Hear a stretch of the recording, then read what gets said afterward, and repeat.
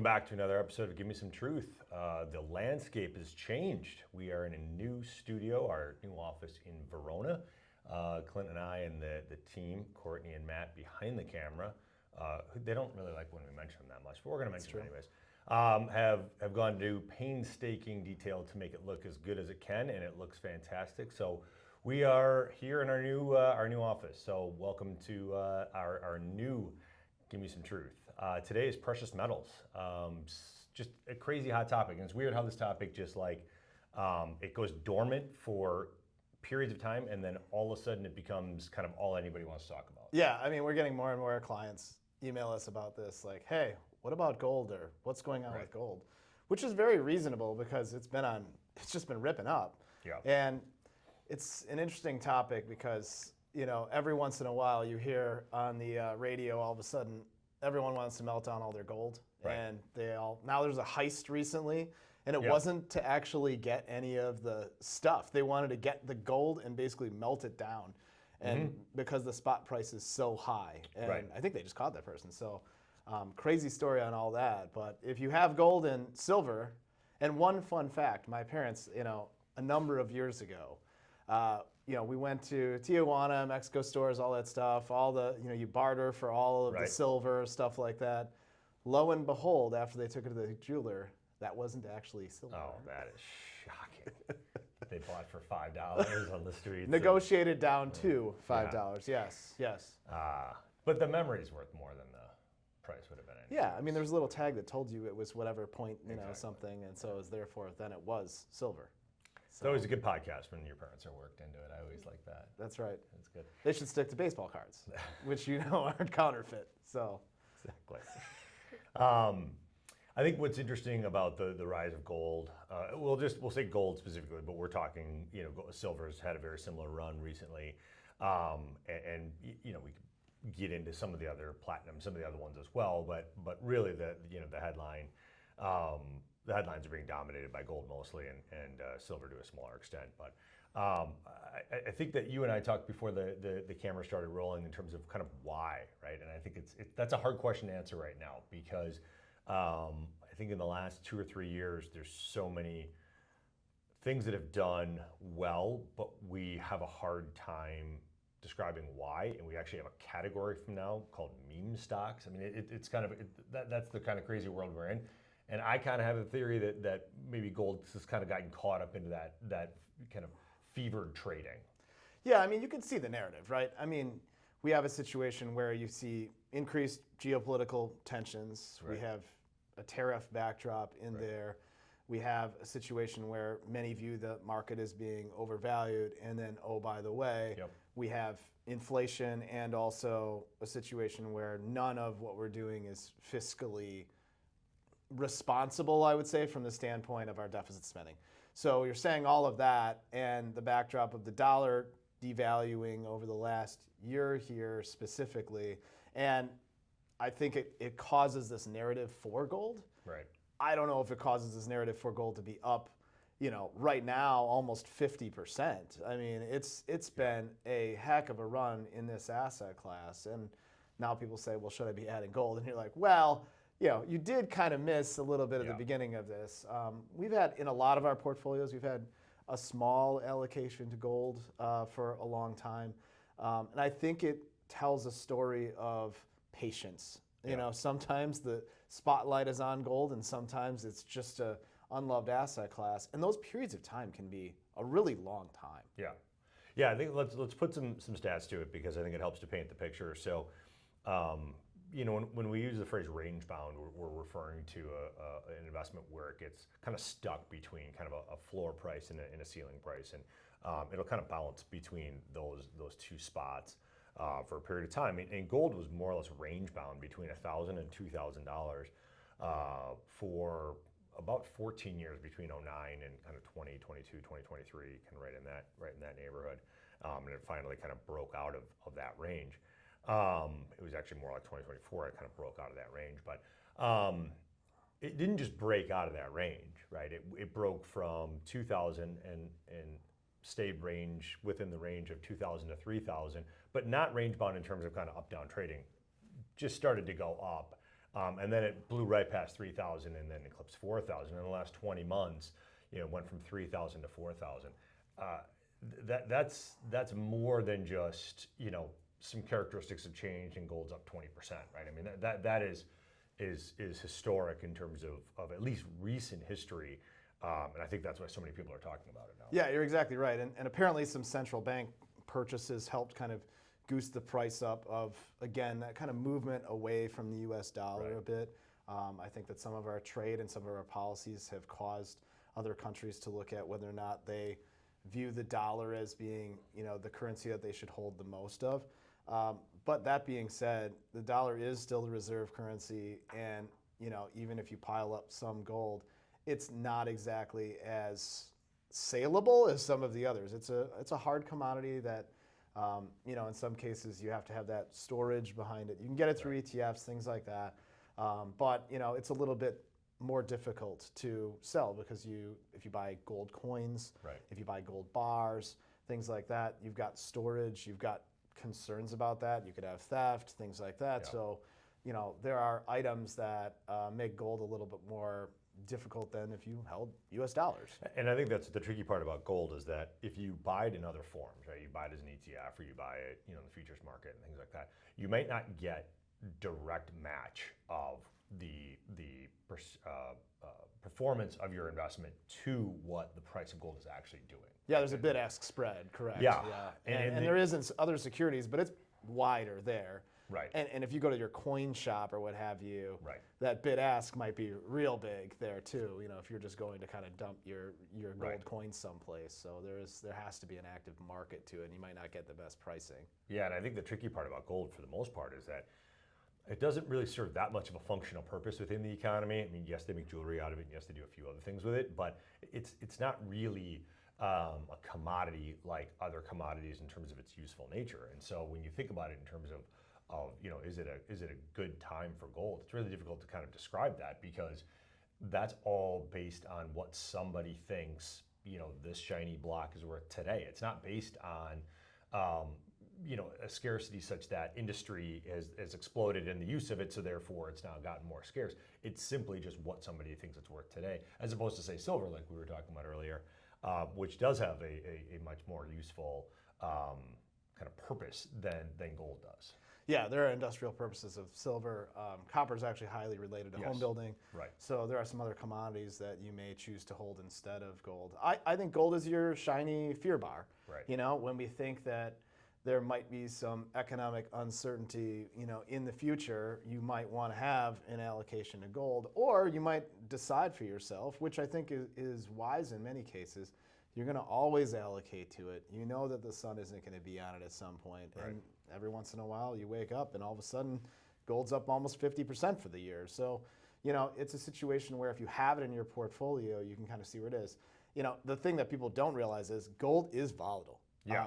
It is a pretty highly volatile, despite the fact you say it's range bound, but it still can be up 20 to 30% in 1 year and then down 20 to 30% 1 year. It's actually more volatile than the S&P 500 as well. So, when you look at a risk return profile of it, last 15 years, you've had a little bit more than 8% rate of return in gold, but you got there in a pretty wild way. Yeah. And you had to have held it through that whole period of time. It's difficult to hold really volatile assets.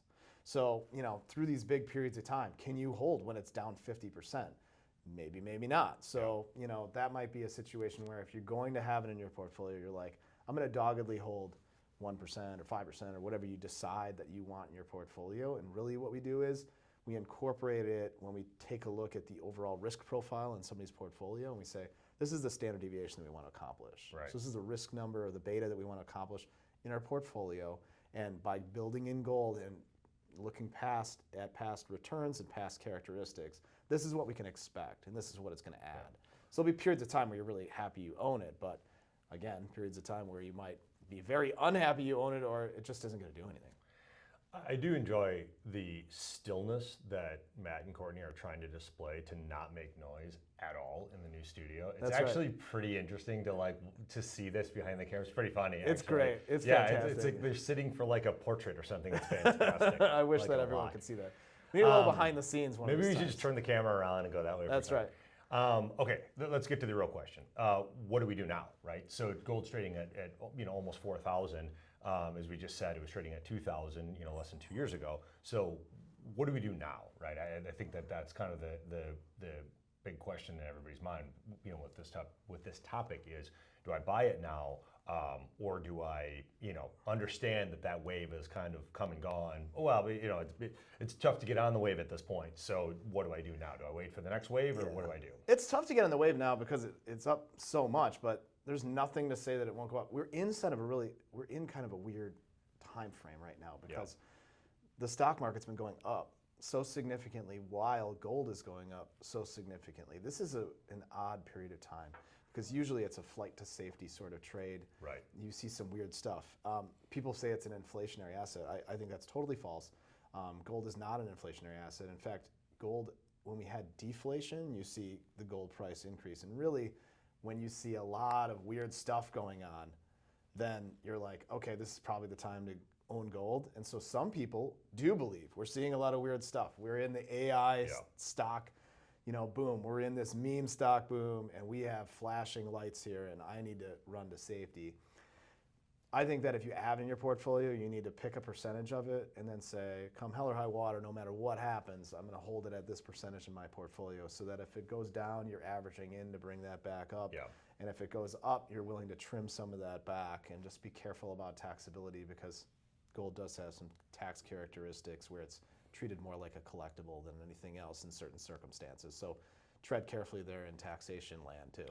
Yeah, I think I agree with that. I think it's the conscious decision of saying I either want this for the next 10 to 15 years in my portfolio, or I do not. I think the where you can get caught is in some sort of trade that's happening right now, and that's more of what I see happening right now. Is that gold's gotten caught up in kind of what's the kind of sexy thing to trade, in the last year, 2 years, that kind of thing. In a weird way, it's not like GameStop, right? I mean, that's almost kind of just silly trading. But I don't know that you can necessarily paint a picture where the characteristics support a doubling of value. I mean, it's not, when we were talking before the podcast, it's not NVIDIA, right? I mean, it's not leading it's not on the knife's edge of AI development where you can understand why it would do that. It's not any of that. So then it's hard to kind of come up with a scenario to say this is the reason why it would have gone up, double in less than 2 years. And so to me, it's a little bit more of, it got caught up in a speculative trade right now. Where it goes from here, I guess, is anybody's guess, but I agree with the idea that you have to make the conscious decision that I'm going to have it or I'm not going to have it, because bouncing in and out of it, I think, is where you really get yourself into tough spots. Yeah, I walked into Costco the other day and there's no gold sitting next to the little sign. Oh, that's gone now. Oh, somebody sold that one. So they had the sign of the gold bar, and there's no gold bar there. Now, I don't know if they'd have maybe to have somebody stole it. Maybe the French, maybe they've come this way. That's possible. I mean, when you show the receipt, do they just gold bar? I mean, if it's a gold bar on there, you got to look for where the gold bar is. If the plan all along was to rob the Louvre and then to go to Costco and take the block of gold from there, I take my hat off to them. That's an industrial group of three thieves there. More power to them. Right? I mean, I guess. Let's wrap up on this. I think that people where they struggle is to understand kind of, we talked about kind of should gold be in your portfolio. I think people struggle to understand kind of what is it. Do we consider it a commodity? Do we consider it a volatile kind of alternative? Do we consider it more like real estate? I mean, how should people think about it in their portfolio? My view is really you have it as a diversifier that for periods of time provides you an outsized opportunity for rate of return. Is it its own category? I think it kind of is. Okay. I almost treat it outside of commodities even, because in many ways it's not really a commodity. You don't have a situation where, unless we're really upgrading the office, this wood wall here isn't going to be interlaced with gold. Right. It would be a big flex, but we're not going to do something like that. So I mean, there are some silver industrial uses all over here. There's copper here as well in this building. So I think it's its own asset class. I think it's something where you hold it out there. If you don't want to hold long-dated treasuries because you're worried about the U.S. dollar weakening significantly, and you don't necessarily want to own individual stocks, well, gold's an alternative there where it might fit. Yeah. I tend to agree with that. I think that in a lot of ways we try to shoehorn certain things into certain boxes or categories because I think it just makes it simpler to think about. But I think in a lot of ways we have to think about things like gold differently than we would something else because again, as we said, it doesn't really have a useful, it has few useful purposes in our actually day-to-day lives. So I think it has to be held as its own kind of standalone thing. So I think, again, we'll see where it goes from here. I mean, as of the recording of this, it's back below 4,000. Does it tend to trend down a little bit? I guess we'll find out. Does it kind of get stuck now between 3,000 and 4,000? It did breach 4,000, but now it's fallen back below that. So, is it struggling to find a new high? I guess we'll see where it goes from here. But ultimately, I think that, it's something that requires some thought, especially right now. And I think we have to be careful when we see television advertisements for it, when we see headlines for it, when it starts to take on a life of its own, I think we have to be a little careful in those times because there's a chance that we're kind of buying into the frothiness of it, and I just think you have to take a little pause if we're potentially on that decision. Exactly. Yeah. Thanks for joining us for another episode of Gimme Some Truth. We may be back at our old studio next time. We'll see where it goes, but I think for now we're excited to have been able to show you a different look. If you want to hear more about gold or if there are other topics you'd like to hear about, let us know. Otherwise, we look forward to another episode of Gimme Some Truth. Walkner Condon Financial Advisors is a registered investment advisor with the SEC. Registration with the SEC does not imply a certain level of skill or training. The opinions expressed by the participants of this podcast are their own and do not reflect the opinions of Walkner Condon Financial Advisors. All statements and opinions expressed are based upon information considered reliable, although it should not be relied upon as such. Any statements or opinions are subject to change without notice. Information presented is for educational purposes only and does not intend to make an offer or solicitation for the sale or purchase of any specific securities, investments, or investment strategies. Investments involve risk and, unless otherwise stated, are not guaranteed. Information expressed does not take into account your specific situation or objectives and is not intended as recommendations appropriate for any individual. Listeners are encouraged to seek advice from a qualified tax, legal, or investment advisor to determine whether any information presented may be suitable for their specific situation. Past performance is not indicative of future performance. Thanks for listening, and for further information, please visit WalknerCondon.com.